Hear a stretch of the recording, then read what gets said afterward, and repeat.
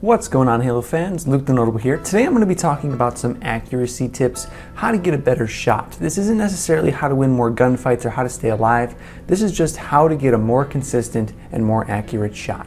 After you're done watching this video, the first thing you should do before you try out any of the tips I'm about to go over is go and look at some of your gameplay in theater mode for Halo 5. You're going to be watching for two things. The first thing is you're going to be watching for how many of your individual gunfights you win and lose, meaning one-on-one with someone else when you both have full shields. If you can win about 60 to 75% of your 1v1 battles, whatever you're doing is working and you shouldn't listen to me. Don't let me cloud your judgment, don't let me change your habits. Whatever's working for you is working and you need to keep doing that. 60 to 75% wins in 1v1 battles is great. Though you should make sure that you weren't playing a specifically good game. Make sure this was like a run-of-the-mill game for you, not the best game you've ever had. So the second thing you're going to be looking for while you're watching your theater games is you're going to be watching for two basic types of shooting, and you want to figure out which one you generally tend to do. So I'm here with a shady panda. He's pretty shady. Look at him there with his black armor and his AR skin. Look at that. It's sexy. So I'm going to have him jump around, do some strafing, maybe crouch a little bit, and I'm going to show these two different types of shooting. So the first one, I don't think this is incredibly effective, but essentially you move your reticle to the player, then shoot. So he's moving around, I'm moving my reticle just as much as he moves around. So if he moves left, I move my reticle left, and it's kind of jerky.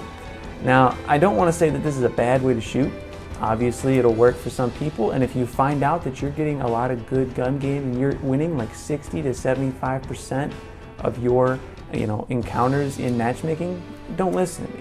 If this is working for you, then it's going to work for you. What I've found and what a lot of better players do, though, is they have a shot that, if you want to move around, Shady Panda, where basically I try to follow him with my pistol. Instead of jerking all around, I try to follow him and kind of match his movements with my pistol. Now, this is a little bit harder to do. Someone join the game. Zero, you bastard!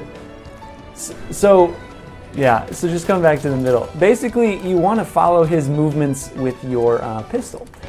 And it is a little bit harder to do. And because of that, and I don't want to just tell you that it's harder to do and then go on and just say, well, you need to practice, practice, practice.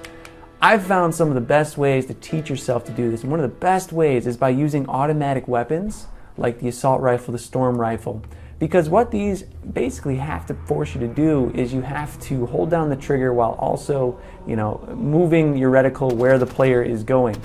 And if you get into the habit of that, oh my God, Zero's, oh savage. If you get into the habit of moving your reticle with the player, if you do that for a couple games and maybe even as a warm-up every single time before you end up playing, I've noticed that I have a giant increase in accuracy. Now, I looked pretty inaccurate on the Shady Panda there, but that's because I have been basically at school and work all day, so I haven't actually warmed up. I'm pretty rusty still. But it takes me about 4 minutes using the assault rifle method, playing around with the assault rifle before I'm very, very accurate with the pistol. Might take a little bit longer with you, but I would definitely recommend trying to go into matchmaking and maybe play your first game of maybe something you're not ranked as high in, using only the assault rifle or an SMG or some kind of gun where you have to keep that reticle on the target. So one more tip about shooting in Halo and just in any, I guess, FPS game is a lot of times, a lot of people that are new in the game will kind of be a static tank. So I have my controller cam set up to show you that. A lot of people, when they first start out, they will not move as much and they will tend to, so move around Panda. They will tend to, so if Panda starts moving, I tend to, not really move. I stay as a static tank and I try to shoot Panda with that kind of jumpy shot that I was talking about earlier. Obviously, they don't stand completely still, but they will move straight at Panda, they'll move straight back, they'll move in one direction, from maybe the left or to the right. They won't necessarily strafe.